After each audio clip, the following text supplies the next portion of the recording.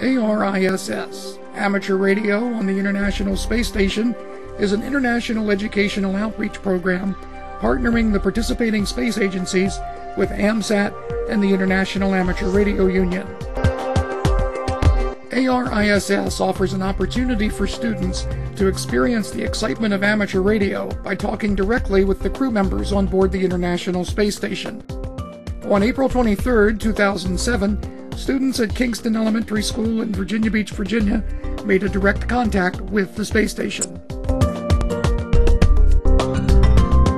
The school's principal, Dr. Nancy Davenport, explains how the event came about. Well, we have a commander in the Navy who is a helicopter pilot, and he has known Suni Williams for many years. They were at the Naval Academy together, and they flew helicopters together prior to her going into NASA and becoming an astronaut. So she had actually initiated this contact be made with Kingston Elementary School, and I was contacted from a gentleman in Houston who is with the amateur radio club there, and he works closely with NASA to set these experiences up. And to my knowledge, only one other school in the state of Virginia has had this opportunity. That's in Northern Virginia.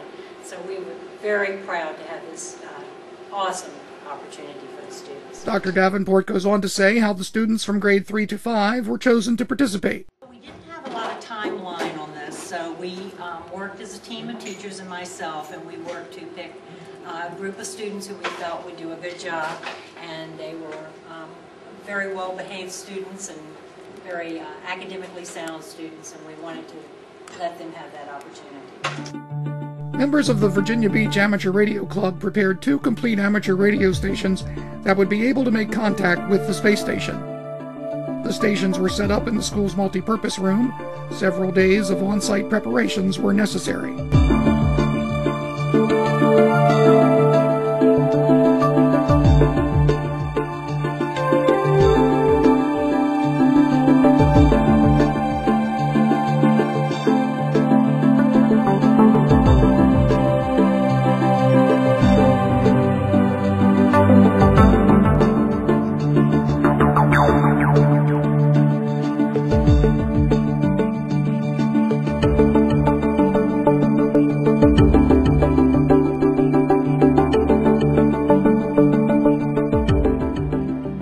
With the space station traveling in orbit at a speed of 17,500 miles per hour, the window of opportunity to make contact was only 9 minutes and 53 seconds. At 2:43 p.m., Ed, KN4KL, made the call. NA1SS, NA1SS, this is KN4KL. Kilo November 4, Kilo Lima, this is November Alpha 1SS, over. Roger on that, Suni. Good afternoon. Are you ready for your first question? Absolutely. Just wanted to say hi to everybody at Kingston Elementary School. It's great to be here with you today. Thank you very much. We'll put the first student on. Hi, my name is Julia, and I was just wondering, how long does it take to get ready for a spacewalk? Over. Hi, Julia. You have to tell your parents I said hi, and also your brother and sister. How long does it take to get ready for a spacewalk? Well, it takes a little while, and the reason being is just like, sort of like when you're going diving. We're going to breathe 100% oxygen, and so we have to make sure that we get all the nitrogen out of our system. So that's the longest preparation time. And then we have to get the spacesuits all ready. So it's usually about 4 or 5 hours before we actually open the hatch that we're starting to get ready to go outside. Over. Hi, I'm Lisi, and I was wondering, how do you exercise in space? Over. Hi, Lisi. Well, we have a bunch of different equipment up here. We've got a treadmill, and to keep running on the treadmill because we float around, we have to wear a harness, which is connected to some bungees, which hold us connected to the treadmill. And then we have a weightlifting machine, which is sort of like pulling a rubber band, but they're a little bit more complicated than that, but we are held down again with a harness, and then you pull the rubber band using your legs or your arms. And then we also have a bike, and the bicycle is just like you know, the people you see, the real good bikers that have the clip pedals, that their pedals just clip into the pedals, and their shoes rather just clip into the pedals, and you don't have to sit down because you just float over there. So That's how we keep ourselves on the exercise equipment. Over. Hi, this is Corin. What kind of food do you eat in space and is it good? Over. Hi, Corey. Well, the food's okay. It gets old after a while because we keep sort of eating the same thing. It goes about every 10 days we get the same thing. But we have everything from lasagna to fajitas and tortillas, cranberry cobbler, M&Ms, and then the Russian food is usually some type of meat like chicken or fish or beef with rice. All sorts of good stuff. So there's enough to make it some selection, but I've been up here for almost 5 months, and it's starting to taste all the same. Over. Hi, my name is City, and I was wondering, how do you keep food from floating away when eating? Over. Hi, City. That's a great question. Usually most of the food is sort of gooey, and so it doesn't float out of the packets, which is nice. It stays adhered to the packets, just like, water stays stuck to a straw. And so that's good. But the packages all have Velcro on them, and we have to Velcro them down so they don't float everywhere. The problem with the food is it's hard to eat two different types of food at once because you're juggling with all these packets and Velcro and gooey stuff everywhere. So you sort of have to eat one thing and then the next thing. Over. Hi, this is Christian. What experiments are you doing in space, and how does gravity affect them? Over. Hi, Christian. Well, we're doing all sorts of experiments primarily on the human body to see what happens when you stay up in space for a long time, because you lose some bone mass and also muscle mass, and that's why we do all the exercise. We also monitor everything we eat and put that together with some of the blood tests that we do, and we'll see exactly what's happening to the body. We also do stuff that we're growing plants up here in different gravity environments with a centrifuge. We're looking at capillary flow, which is like water or some type of fluid going through a straw and how it climbs up a straw, to design future engines for future spacecraft. So those are just a couple of the experiments we're doing. Over.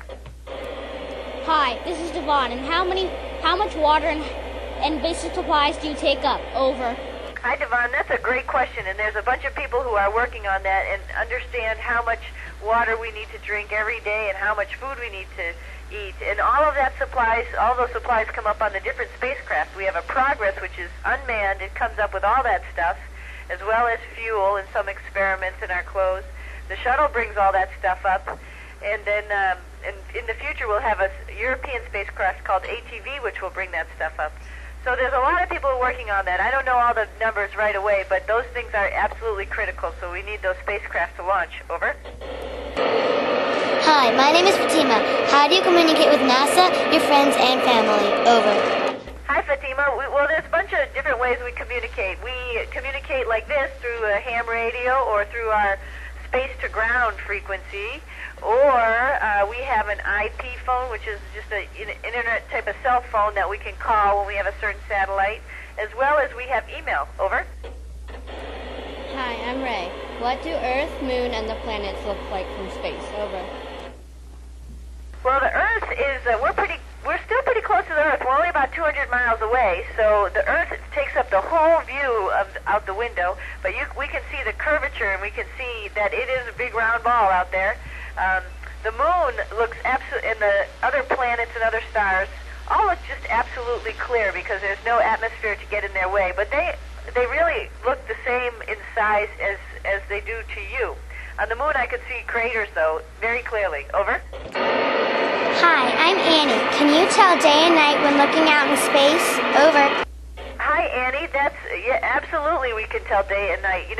We're flying at 17,500 miles an hour, which means we orbit the Earth 16 times in your one day, 24 hours, and so we see 16 different sunrises and sunsets.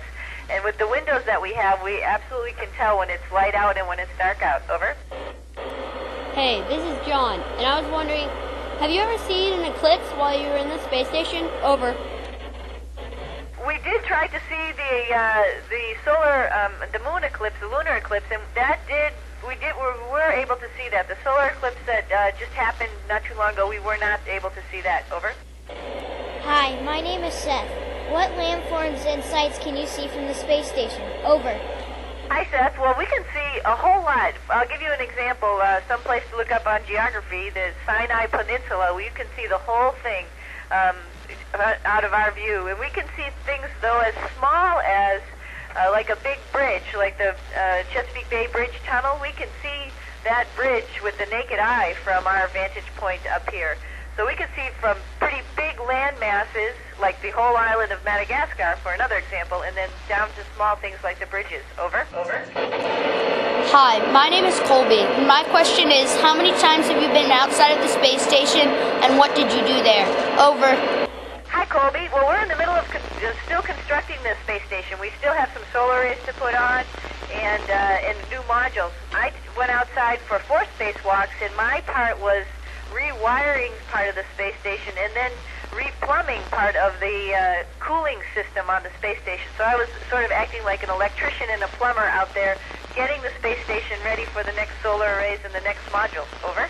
Hi, I'm Hannah. How fast does the space shuttle travel? Over.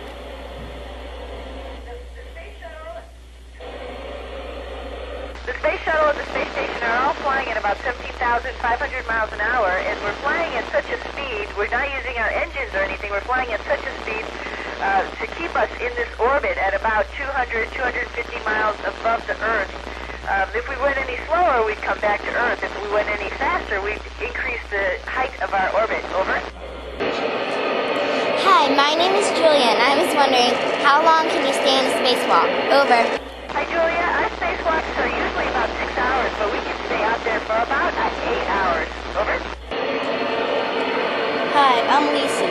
Do you ever get lonely in space? Over. See, I think your question was, do you ever get lonely? And sometimes, there's 3 of us up here, and it's a big space. We're like a little family, so we get together for dinner every night and talk. But every now and then you get lonely because you miss people, your family, and you're like, I miss my dog back on Earth. Over. Hi, it's Corinne. What were your goals as a child, and who is your role model? Over. That's a very good question. As a child, I really wanted to be a veterinarian because I love animals. Role model, well, I think my parents were my role models. Both of them, they were children and worked very hard and provided really nice lifestyle for my brother and sister.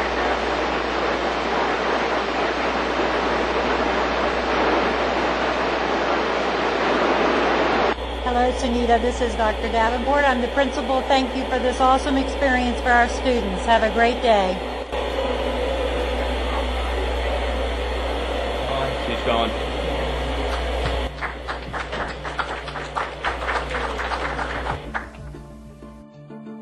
Local television media was invited to the event but showed up late.